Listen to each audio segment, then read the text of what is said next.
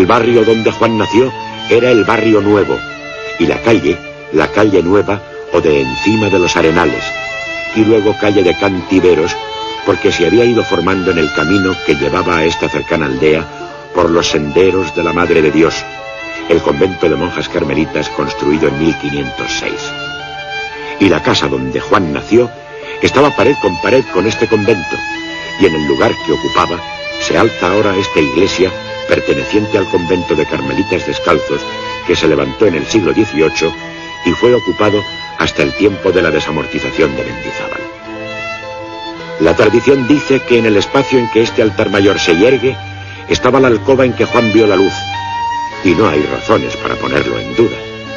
Pero esta vieja puerta, que da a un corralón desolado que separa el convento de monjas de esta iglesia, y que ciertamente es la que está pared con pared del convento, nos resulta más ensoñadora. Y más de una vez tendremos que atenernos a estas ensoñaciones. Tratándose de Juan de la Cruz, casi siempre nos hallamos ante la fragancia del vaso solamente. El dato, la prueba o el locus exacto se nos escapan con frecuencia. No están ahí, solo su aroma. Y así, por ejemplo, ni siquiera es esta la pila en que fue bautizado, porque sabemos que fue comprada después, y la inscripción de esta capilla bautismal que le hacen hacer el 24 de junio de 1542 es ya muy tardía y más piadosa que testimonial.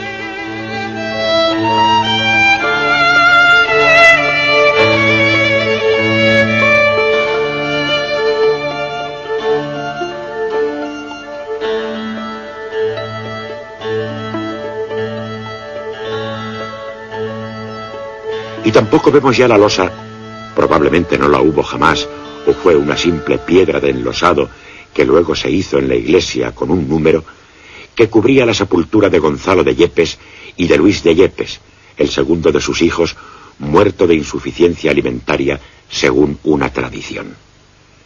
Pero esta lápida y su reja de gusto kitsch y burgués de los años 20 de este siglo no dejan de conmovernos, porque nos evocan una historia atroz, entre tantas historias atroces de los hombres y los pobres de todos los tiempos. La primera lacerante noticia de la vida de Juan de la Cruz. Al morir Gonzalo, Catalina queda realmente en la miseria con 3 niños. Y es entonces cuando decide ir hasta Toledo, y a pie, naturalmente, componiendo esa estampa de sufrimiento y abandono de tantas gentes humildes en nuestro mismo tiempo, huyendo del hambre o de la guerra, a pedir ayuda a sus cuñados, hermanos de Gonzalo. El uno, cuyo nombre no conocemos, arcipreste de rodillas, que vive en Torrijos, y el otro, Juan, que es médico de otro pueblo toledano, Gálvez, y no tiene hijos.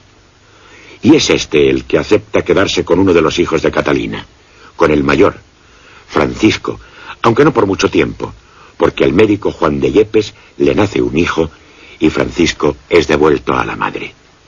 O quizás porque el niño no soporta la separación de esta, o no es bien tratado como se dice en algún testimonio.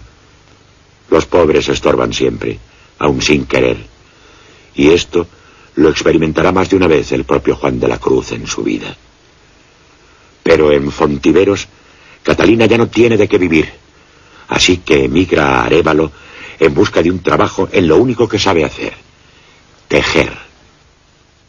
Su segundo hijo, Luis, ha muerto y Juan tiene 5 años.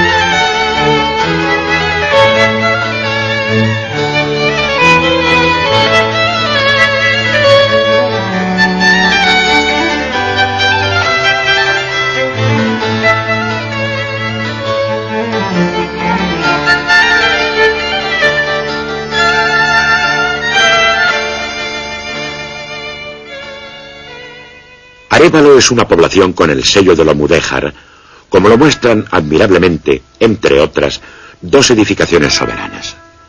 La Lugareja, en primer lugar, un viejo monasterio cisterciense de ladrillo, en el que la simplicidad de este estilo desposa perfectamente la desnudez y la umbría islámicas del mudéjar.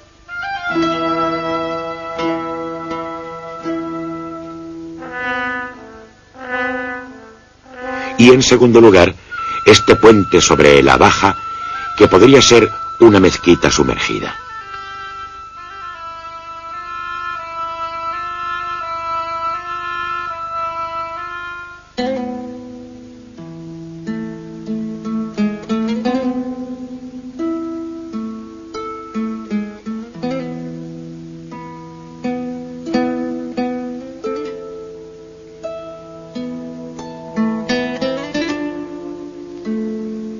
Pero también sus puertas. Y en esta iglesia de San Miguel, ahí está todavía la estrella de David, cegada, testimonio de la presencia judía en los antiguos tiempos de tolerancia y convivencia entre las tres fes y tres culturas: islámica, hebrea y cristiana, que pocas cosas pueden simbolizar tan hermosamente y con tanta eficacia como esta iglesia de San Martín, en esta maravillosa plaza de la villa, con sus dos torres, la románica cristiana y la ajedrezada mudéjar como un minarete, y sus dos entradas a un edificio religioso en el que se celebraba un doble culto, cristiano e islámico. Muy cerca de esta plaza vivió Catalina Álvarez con sus hijos, en los arrabales, junto a huertos con norias y pozos, y es indudable que a los años que entonces tenía Juan, hiciera sus correrías por este lugar.